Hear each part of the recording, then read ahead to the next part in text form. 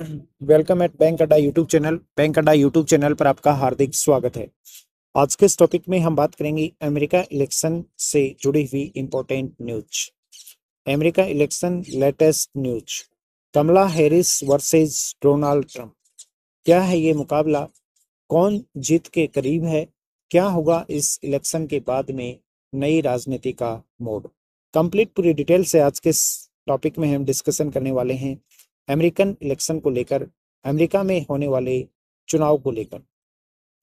America के मतदाता mail इन belt अथवा अर्ली वोटिंग के माध्यम से लगातार अपने मताधिकारों का प्रयोग कर रहे हैं। पूरे देश में अभी तक 1.5 करोड़ से अधिक मेल इन बेल्ट और अर्ली वोटिंग के आवेदन हुए हैं, जिसमें से 20 लाख से अधिक अपना वोट डाल चुके हैं। दरअसल अमेरिका के 50 राज्यों में से वाशिंगटन डीसी सहित करीब 35 राज्य राष्ट्रपति चुनाव में मतदान की तय तारीख से पहले ही वोट देने का अवसर देते हैं, जिसे मेल इन वेल्ट या अर्ली वोटिंग कहा जाता है। अमेरिका में चुनाव की एक प्रक्रिया है जिसमें अर्ली वोटिंग का ऑप्शन होता है। आप अर्ली वोटिंग यानी कि वोटिंग के दिन से पहले भी आप अपना मताधिकार का प्रयोग कर सकते हैं। इस सुविधा का वर्ष 2020 के राष्ट्रपति चुनाव में कोविड महामारी के चलते अमेरिकी वोटरों द्वारा भरपूर प्रयोग किया गया था।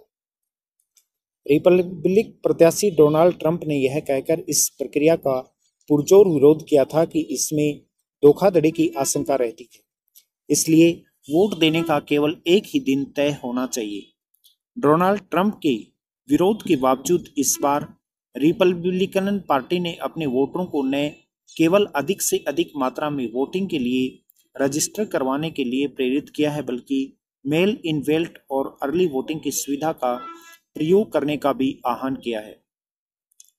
हाल ही में सबसे महत्वपूर्ण और निर्णायक राज्यों में से एक पेंसिल्वेनिया में ट्रंप ने एक सभा को संबोधित करते हुए कहा, ट्रंप कैंपेन के सबसे बड़े आर्थिक सहायकों में से एक एलन मस्क ने भी इसमें शिरकत की और वहां मौजूद लोगों से आह्वान किया कि अधिक से अधिक मात्रा में समय रहते अपने आप को वोटिंग के लिए रजिस्टर करवाएं और अधिक से अधिक संख्या में आप वोट यानी कि मतदान करें। यानी कि अमेरिका में जितने भी जो बड़ी सेलिब्रिटी हैं वो सभी ज़्यादा से ज़्यादा वोटिंग का आग्रह कर रहे हैं, ज़्यादा से ज़्यादा वोटिंग करने के लिए मतदाताओं को प्रेरित कर रहे हैं। यह तो साफ है कि रिपब्लिकन पार्टी अर्ली वोटिंग पर अपनी लगाम ढीली छोड़ने का नुकसान इस बार नहीं उठाना चाहती, और इस उम्मीद में से कि पिछली बार बहुत कम फासले से हारे निर्णायक राज्यों में से कुछ बढ़त हासिल कर पाए। मेल इन वेल्ट, अर्ली वोटिंग और गैर नागरिक वोटों को लेकर अमेरिका में लगातार बहस होती रहती है। लगातार ये डिस्कशन होता रहता है कि क्या अर्ली वोटिंग होनी चाहिए या नहीं। अर्ली वोटिंग के समर्थकों का मानना है कि यह न केवल एक ऐसा माध्यम है जो वोटरों को सरलता से वोट करने का अवसर प्रदान करता है, बल्कि उन लोगों को भी अपने अधिकार का प्रयोग करने का मौका देता है जो किसी कारणवश चुनाव की तय तारीख पर वोट डालने नहीं पहुंच पाते हैं और किसी वजह से अपना वोट नहीं डाल पाते हैं। दूसरी ओर अर्ली वोटिंग का विरोध करने वाले तर्क देते हैं कि चुनाव की तय तारीख से पहले अनेक उतार चढ़ाव आते हैं, जिसके आधार पर किसी प्रत्याशी को वोट देने या न देने का निर्णय प्रभावित होता है, और यदि आपने पहले से ही वोट कर दिया तो हो सकता है वो गलत प्रत्याशी को भी वो वोट चला गया हो। ऐसे में समय से पहले वोट डाल देना ऐसा ही है जैसे पूरी जानकारी जाने बिना सामान खरीद लेना, और हो सकता है कि वो गलत वोटिंग हो गई हो और गलत प्रत्याशी को मतदान दिया गया हो। मेल इन वेल्ट या अर्ली वोटिंग के लिए सभी राज्यों की अपनी अलग नियम कायदे हैं और अपनी अलग समय सीमा है। जहां एक और वर्जीनिया, मिनेसोटा और साउथ डेकोटा जैसे राज्यों में अर्ली वोटिंग की शुरुआत 20 सितंबर से ही की गई थी, वहीं के पास आयोवा और रोड आइलैंड में इसकी शुरुआत 16 अक्टूबर को होनी है। इस क्रम में अर्ली वोटिंग शुरू करने वाला अंतिम राज्य केंटकी है, जहां 31 अक्टूबर तारीख तय की गई है।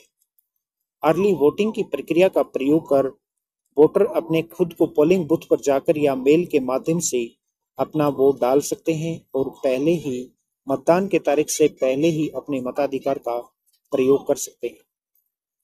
कुछ राज्यों में अर्ली वोटिंग करने के लिए यह आवश्यक है कि इस अधिकार का प्रयोग करने के लिए कोई उचित कारण दिया जाए, जिसके अनुसार उनके अर्ली वोटिंग के आवेदन पर विचार किया जाएगा।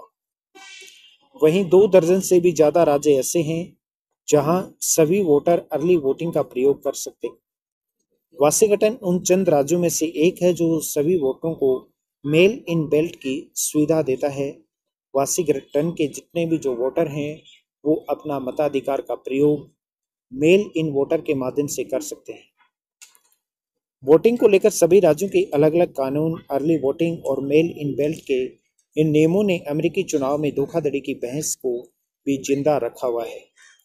बहुत से जानकारों ने फर्जी मताधिकार की आशंका व्यक्त की है। इसी क्रम में एक अहम विषय गैर नागरिकों की वोटिंग का भी है। इन चुनावों में कमला हैरिस पूर्व राष्ट्रपति डोनाल्ड ट्रंप से जरा सी भी बढ़त बनाए हुए है, इसलिए वोटों में गड़बड़ी की बहस ज्यादा महत्वपूर्ण हो जाती है।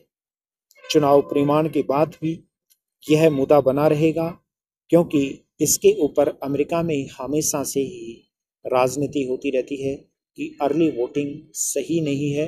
अर्ली वोटिंग या मेल इन वोटिंग के माध्यम से यदि इलेक्शन होता है, मताधिकार का प्रयोग होता है, तो गलत कैंडिडेट, गलत उम्मीदवार को मताधिकार जा सकता है, जिससे कि गलत सरकार बन सकती है।